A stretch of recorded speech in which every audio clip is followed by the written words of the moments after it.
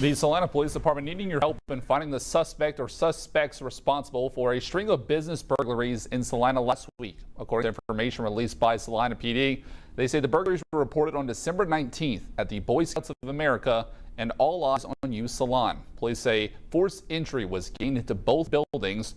Numerous food items, cash, keys, and a Boy Scout medal were taken from the Boy Scouts of America at a loss of over $3,000.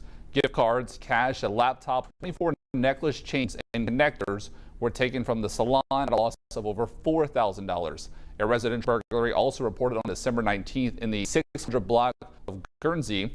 The suspects entered an attached garage and stole a tag box, silver lighter, and wallet. The total loss was valued over $100.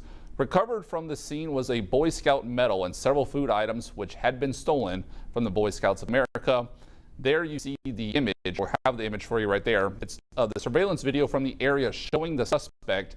If you have information that can help authorities, they ask you to call Crime Stoppers or the Salina Police Department.